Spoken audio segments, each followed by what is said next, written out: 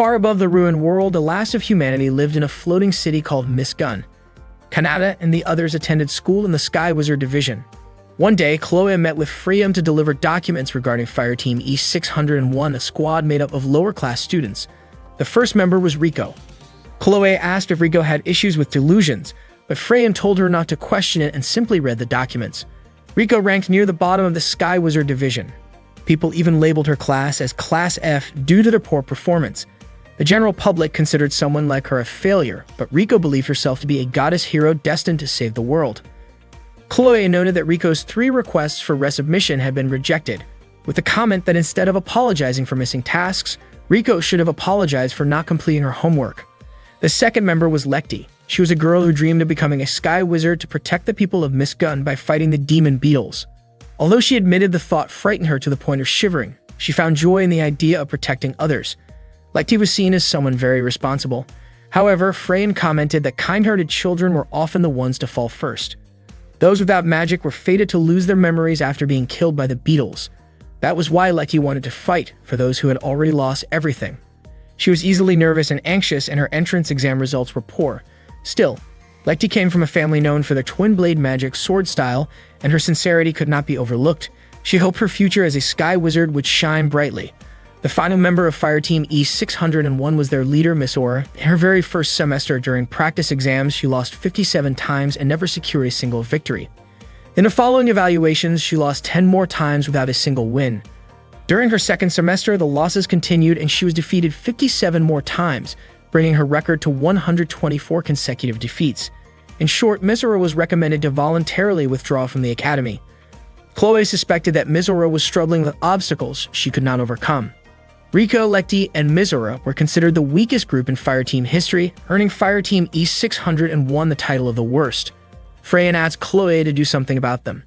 Chloe admitted that it seemed normal instructors were not able to help.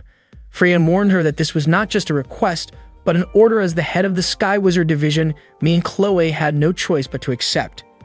Meanwhile, Lloyd spotted Kanata in the storage room and asked what he was doing. Kanata tossed a book toward Lloyd and explained that he was checking the warehouse inventory and comparing it with a supply list. He mentioned that something felt off with the food records and suspected that some of the rough Machina divisions might have taken things, so he gave them a warning in his own way. Lloyd was surprised that Kanata was actually checking everything by himself. Kanata admitted it had taken him the entire night. Lloyd was shocked, since normally it would take 10 people 3 full days to get it done. Lloyd then told him that the leader of the Sky Wizard Division wanted to see him in the office during the lunch break.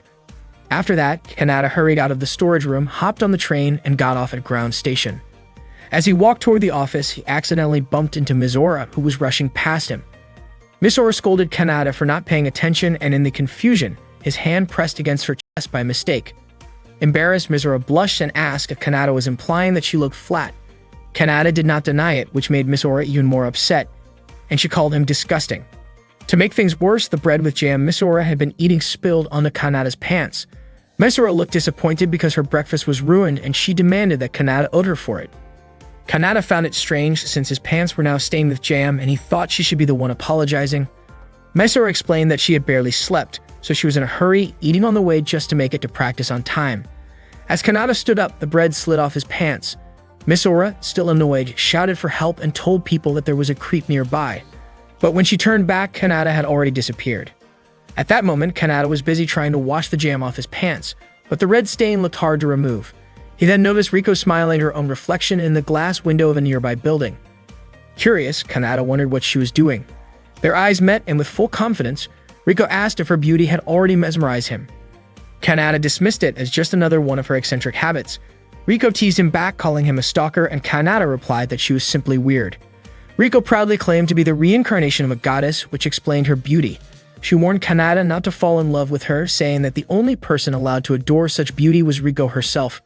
Kanata dryly suggested she should take a break from admiring herself and use that time for training instead. He noticed the uniform she wore and recognized it as the Sky Wizard student uniform.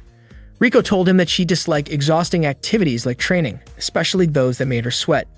Then Rico suddenly realized Kanata was standing there in only his underwear, and she was shocked. She accused him of being indecent and asked why he would even remove his pants after looking at her. Kanata explained that he had already taken them off earlier while trying to clean the jam stain. Riko, still flustered, was stunned that he had been walking around like that the whole time. She screamed, calling out to others and saying that there was a creep right in front of her. Once again, Kanata vanished before anyone could see him, running straight into the restroom to hide. Meanwhile, some female students in the changing room were chatting about rumors of a suspicious person wandering nearby. Kanata stepped out of the restroom, frustrated that he had been labeled as a pervert twice in one day. Just then, he accidentally bumped into Lecty near the restroom. Seeing Kanata standing there only in his underwear, Lecty's face immediately turned bright red. She stammered nervously, reminding him that this was the girls' restroom, and with a trembling voice, she asked if Kanata really was some kind of creep. Kanata quickly denied it. Kanata made his way to Freyan's place, thinking that maybe he shouldn't have taken the shortcut through the preparation field. Not long after, 2 male students spotted him and called him a traitor. When he finally arrived, Kanata ran into Yuri, who also called him a traitor. Kanata asked if Yuri was still holding a grudge against him. Yuri said she had stopped wasting her time thinking about him since to her, remembering Kanata was pointless. Even so, Kanata insisted that Yuri was still holding on to it. That annoyed Yuri so much that she almost lashed out at him, but Chloe quickly stepped in to hold her back. Yuri told Chloe to let her go, explaining that she wasn't carrying a grudge and she wasn't trying to start a fight. She claimed she was simply stating facts, but Kanata still treated it like a grudge. Frustrated, Yuri stormed off and 2 male students nearby laughed at the scene. Chloe warned Kanata not to act that way, since it could make Yuri angry, but Kanata admitted he actually hoped she would get even angrier with him. Chloe questioned why he would think like that. Kanata explained that Yuri had joined because she wanted to be with him, and he was sure she was still hurt. Since Yuri had never been good at controlling her emotions, maybe it was better if she let them out once in a while. That incident had happened more than 6 months ago. At the time, Yuri had been unconscious and never witnessed it herself, and Kanata had also been badly injured. He said that the only person who ever comes out of battle without a scratch is someone who doesn't have the skill to be there in the first place. Chloe admitted she felt responsible for what had happened, so she offered Kanata a good deal. Seeing Chloe smile as she said it, Kanata was convinced that it meant trouble. Chloe brushed off his suspicion, saying she trusted the leader of the Sky Wizard Division. Chloe then led Kanata to meet Freyan. Freyan called him a traitor who still dared to show his face. Kanata admitted he hadn't actually planned to come, but Chloe suddenly smacked him lightly to shut him up. Freyan explained she hadn't called Kanata there to lecture him. Instead, she wanted him to take responsibility and become the instructor for Fireteam E601. She told him to teach this struggling group so they could fulfill the school's mission of training Sky Wizards capable of pushing back the threat of the beetle-like demons. Kanata wondered why it had to be him, when there were plenty of others available. Chloe explained that everyone else was already assigned for the season, and besides, she personally wanted Kanata to do it. She said she knew how hard he worked behind the scenes, like helping out with logistics when nobody was watching. Kanata agreed to at least read the file, but when he looked at it, he was shocked to see how terrible Fireteam E601's results were. Meanwhile, the members of Fireteam E601 were having a discussion. Misora suggested they start training, but Riko refused, saying that a goddess like her didn't need practice. Misora scolded Riko, accusing her of going against her authority as the team leader. Just then, Lecty looked nervous as she tried to speak up. She said something had happened to her earlier that morning. At the same time, Kanata was walking through the school corridor. Other students who passed by recognized him. Everyone knew he was from the regular division, and most of them considered him a traitor. They wished he would just stay away from them. But to their surprise, Kanata casually asked them where the Fireteam E601 room was. The students mocked the group, calling them losers. Back with the team, Lecty admitted she had run into someone unsettling earlier that morning. Riko said the same thing had happened to her. And then Misora added that she too had met a creepy person who had spilled bread and jam on his own pants, which she found disgusting and humiliating to even recall. Instead of solving the mystery, Riko and Misora started arguing, and Lecty tried her best to calm them down. Not long after, Kanata entered their room. He introduced himself as the instructor of Fireteam E601, explaining that he was a second-year student in the regular Sky Wizard Division and that he was 17 years old. Misora immediately recognized the name and labeled him a traitor. Riko said she had also heard about him, while Lecty was confused and asked if Misora really knew him. Misora confirmed it, calling Kanata both a well-known traitor and someone suspicious. Riko and Lecty agreed with her, convinced he was the same unsettling person they had all run into. The three of them instantly activated their weapons and pointed them at Kanata. Kanata stood there, baffled at why they were calling him that. For context, Miss Gun was a floating city dedicated to training Sky Wizards. It hovered about 3,000 meters above sea level, with a population of around 6,000 people. About 90% of them were wizards like Kanata and the others. A long time ago, humanity was forced to abandon Earth because the land had been overrun by armored insect-like demons. People moved to floating cities to continue their lives, and the city came to be known as Miss Gun. Riko considered herself to be a star in Miss Gun. That day, Kanata entered Fireteam E601's room and introduced himself as their new instructor. Misora questioned why Kanata had become their instructor, but Kanata told her not to worry about the details and instead encouraged them to move forward. Misora was convinced that Kanata couldn't read the data properly and also carried his usual shameless attitude. Kanata recognized Misora's name as a second-year student in the Sky Wizard Preparatory Division. She was 14 years old, her class performance grade was D, her practical training grade was E, and the review report even recommended that she voluntarily withdraw from the academy. Misora argued that her abilities couldn't be measured by test results alone, but Kanata didn't seem to believe her. Misora blushed under his gaze, unable to stand it any longer, and quickly walked away. Riko remarked that Misora was just a low-level student, which explained her poor grades. She then tried to introduce herself to Kanata, but he already knew about her.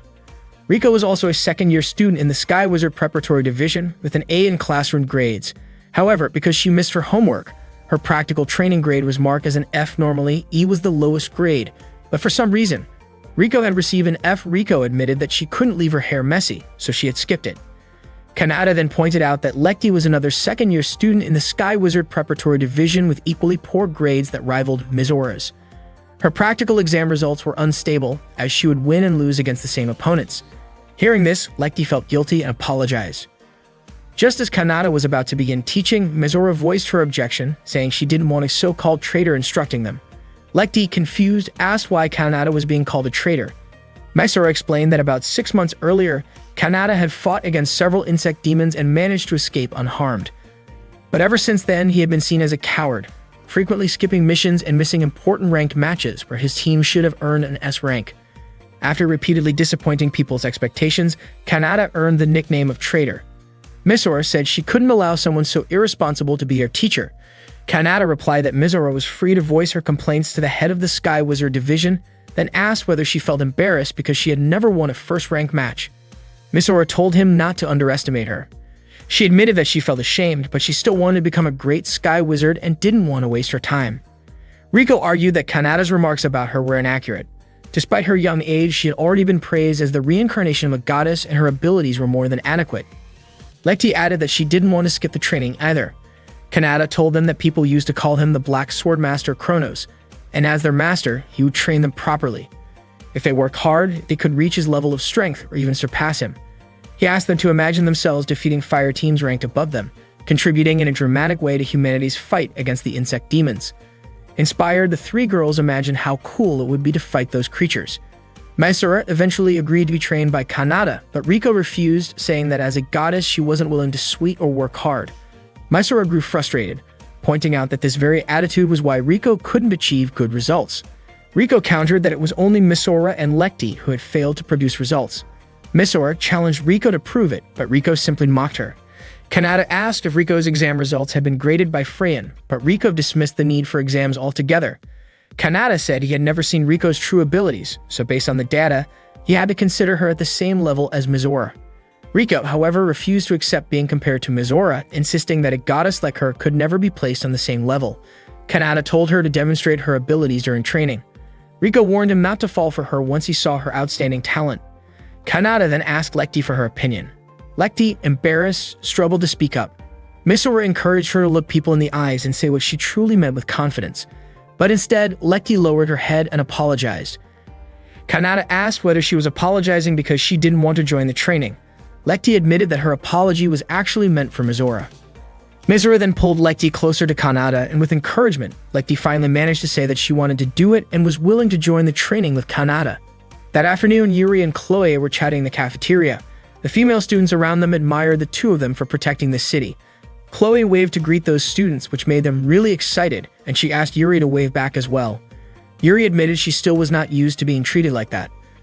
Chloe asked if Yuri had gone back to drinking tea since coffee always seemed too bitter for her, and it looked like Yuri had not changed at all. Yuri then asked if Kanata was still considered on sick leave. Chloe pointed out that Yuri had already asked the same thing 6 times that week. Chloe explained that Kanata did not seem ready yet for a real mission, but for the moment, he was assigned as an instructor for an E-ranked fire team, and that had been Chloe's request. Yuri was shocked to hear that. She did not understand it, and in her mind, Kanata was not helping her fire team when he had the chance.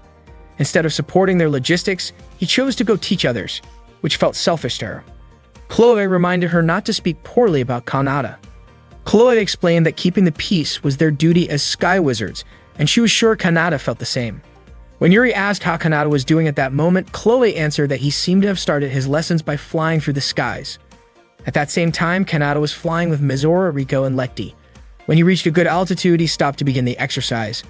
Mizora was puzzled why Kanata was using a flight device, while Riko also wondered why he did not just use his flight magic since the device had lower mobility. Mizora began to doubt his reputation as a Grand Master, saying that someone who could not even fly properly would not stand a chance against them. Kanata responded that his way of flying was simply the mark of a beginner learning the basics, which surprised them.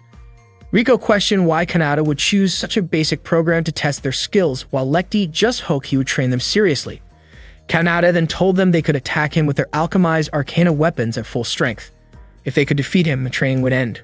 With that, the exercise began. Kanata darted off at high speed, and Mizora confidently declared that they could defeat him.